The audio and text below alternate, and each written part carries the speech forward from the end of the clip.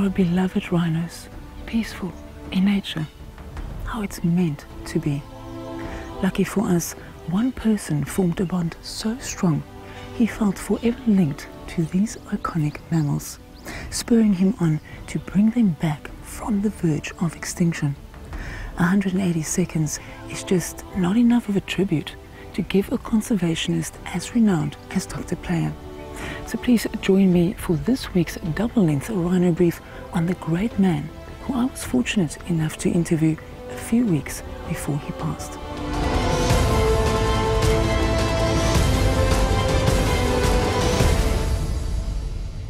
When Dr. Ian Player passed away recently, the world's media sat up and took notice, from the New York Times to the European newspapers and our very own media.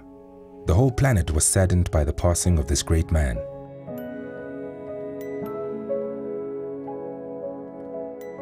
Dr. Player is credited with saving our white rhinos in the 1960s, but his passion for the wild places in our country goes beyond that and is legendary. Have we lost that connectedness to the natural world? To me, it almost seems like we're apart. We've drifted apart from nature. We have become divorced from the natural world, and it's very much to our detriment. In fact, there's a wonderful book that has just been written. I wish everybody could read it. It's called The Darkening of the Spirit. And it's by a man called David Tacey. And he just makes this point, this being divorced from the natural world has really set us on the wrong path. We've got to come back, we've got to understand. And in Zulu terms, as Alma Kubuntombela used to teach me, you've got to hlonipa, you've got to respect the natural world. And let me say how delighted I am that 50-50 keeps on going. You're doing a great job. The people look forward to that program. They want to hear. That is their connection.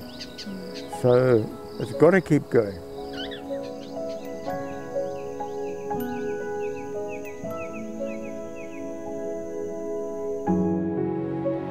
Dr. Ian Player fought in Europe in World War II, and when he returned home, he found himself deep underground working in our gold mines. Dissatisfied, he became a game ranger in the early 1950s, over 70 years ago.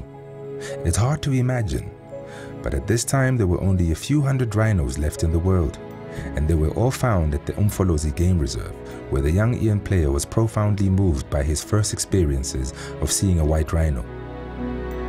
He wrote in his memoirs, "Never had I been so impressed and at the same time strangely involved with an animal." He could not have known how involved he would eventually become in conserving these animals. This is where the white rhino was saved, and also this is where the first wilderness area was set aside, here in 1958. And it's from here that so many young people, and not only young people, but people from all over the world, have gone out on wilderness trails with the Wilderness Leadership School.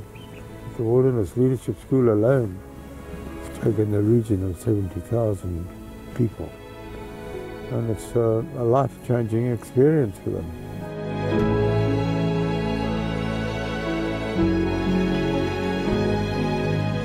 With all the world's rhino population in one area, Dr. Ian Player devised a plan to ship the massive animals all over Africa with his Operation Rhino initiative in KZN.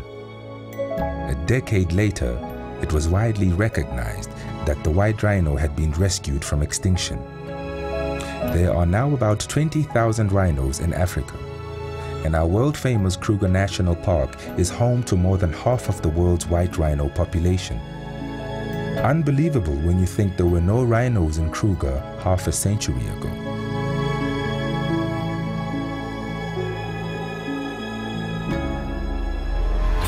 Dr. Player's legacy lives on today and will do so for as long as we have people working on rhinos. He was part of the team that developed the first anesthetic measures that vets around the country still use.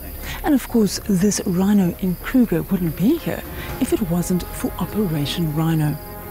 one of this nation's greatest conservationists, will be sorely missed during this poaching crisis.